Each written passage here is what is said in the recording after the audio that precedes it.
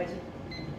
Bom, eu sou a Thaís, R2 de Medicina de Emergência da Unifesp e eu vou falar do que a gente tem de mais importante em emergências oncológicas dentro de neoplasias hematológicas.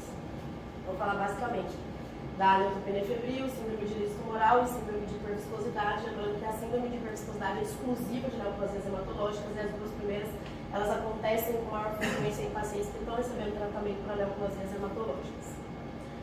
Sobre a neutropenia febril, a definição é basicamente o nome. O paciente que é neutropênico, ele tem neutrófilos em número menor que 1.500 ou menor que 1.000, e ele tem neutropenia severa se ele tiver neutrófilos menor que 500.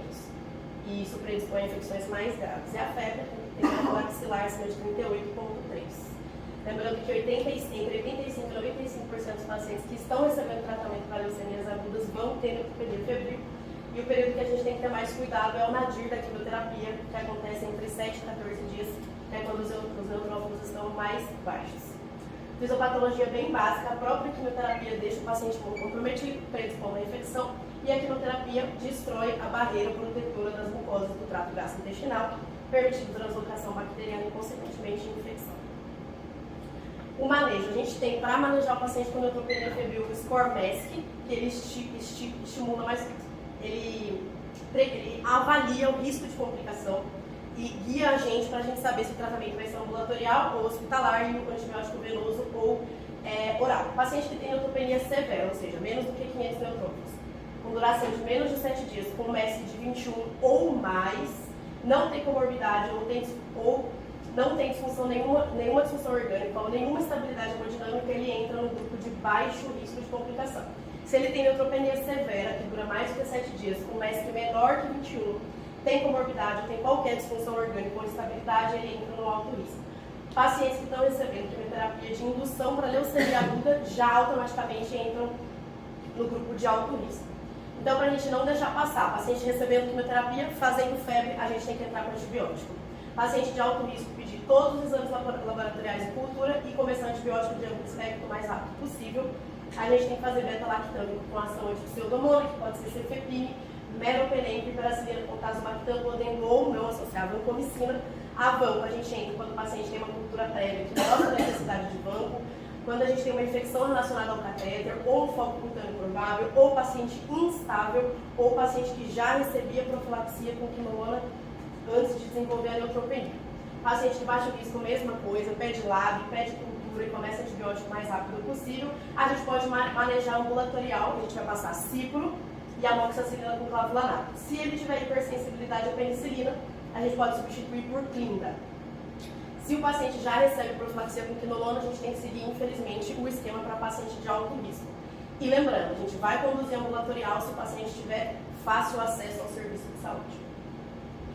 A síndrome de lise tumoral ela acontece basicamente quando o paciente começa a receber a terapia citotóxica, seja por meio de químio, rádio ou corticoterapia, a célula sofre lise, liberando fosfato, potássio e ácidos nucleicos que vão ser metabolizados em ácido úrico.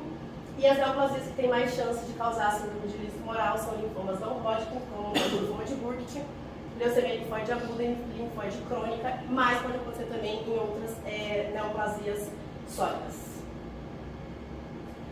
A síndrome de lise, então, ela junta sinais e sintomas da hipercalemia, da hiperfosfatemia e, consequentemente, hipocalcemia e da hiperuricemia. A hipocalcemia, junto com a hiperfosfatemia, vai causar precipitação de fosfato de cálcio, levando a nefrocalcinose, que é o principal mecanismo de lesão renal aguda na síndrome de lise. E a hiperuricemia vai também causar precipitação de cristais de ácido úrico nos túbulos renais. Como é que a gente vai prevenir a síndrome de lise tumoral? Monitorização contínua sempre, pedir lab com frequência e fazer basicamente hidratação venosa agressiva com diurético terapia visando um débito urinário de 2 ml por hora. Se for criança com menos de 10 kg, o débito tem que ser maior ainda, 4 a 6 ml por hora. Tomar muito cuidado com o paciente com risco de sobrecarga volêmica. A gente faz alíquotas de volume certo. E a gente pode usar agentes hipouricêmicos, como o aldopurinol, se o ácido úrico do paciente estiver previamente normal, ou a rasburicase, no paciente que tem ácido úrico elevado previamente, tem alto risco para síndrome de lise, ou que tem disfunção renal ou cardíaca prévia.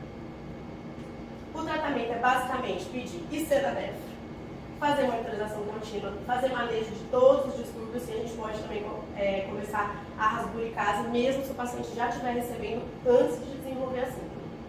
E por último, a síndrome de hiperviscosidade, que acontece pelo aumento de proteínas séricas na macroglobulinemia de Waldenström, que é um tipo de linfoma não Hodgkin, e no mieloma múltiplo, ou por aumento de leucócitos, quando a gente tem mais de 50 mil ou 100 mil, depende da literatura, às custas de blastos, que é o que acontece na leucemia mieloide aguda e na leucemia mieloide crônica em crise blástica. Além disso, as células neoplásicas, pela alta taxa metabólica, liberam muita citocina e elas formam todos os sinais e sintomas da síndrome de hipoperfusão tecidual e lesão endotelial. Sinais e sintomas. Do respiratório pode ser desde um ataque de espineia até insuficiência respiratória aguda, manifestação neurológica, rebaixamento do nível de consciência, tontura, alteração visual e coma. Lembrando que o paciente que tem os dois, acometimento respiratório e neurológico juntos, tem uma mortalidade de 90% em uma semana. Outros sinais e sintomas: febre, lesão renal aguda, síndrome coronariana aguda, isquemia aguda de membros, coagulação intravascular disseminada, hemorragia retiniana, epistaxe e síndrome de líquido tumoral como consequência. Nosso papel como emergencista é tentar descartar os diagnósticos diferenciais que no paciente com neoplasia infelizmente se confundem muito, que são TEP, infecção, infiltração do órgão pela própria neoplasia e AVC. E o manejo da síndrome de hiperviscosidade é basicamente começar a citorredução e chamar o pessoal da hemato. A citorredução ou é por quimioterapia, que se for por indução vai ser o pessoal da hemato que vai conduzir, ou leucoférese e plasmaférese, também o pessoal da hemato. No nosso caso, que a gente tem ao nosso alcance a hidroxiureia, que a gente pode fazer de 50 a 100 mg quilo, uma dose de 2 a 3 gramas VO de 12 em 12 horas, quando for por hiperleucocitose, a síndrome de hiperviscosidade. E o alvo é sempre leucócitos abaixo de 50 mil. Junto, a gente tem que fazer profilaxia para a síndrome de Lise, evitar a transfusão de concentrados de hemácias que aumentam ainda mais a hiperviscosidade e podem predispor uma insuficiência cardíaca, e fazer transfusão profilática de plaquetas com alvo de 20 a 30 mil. É isso. Obrigada.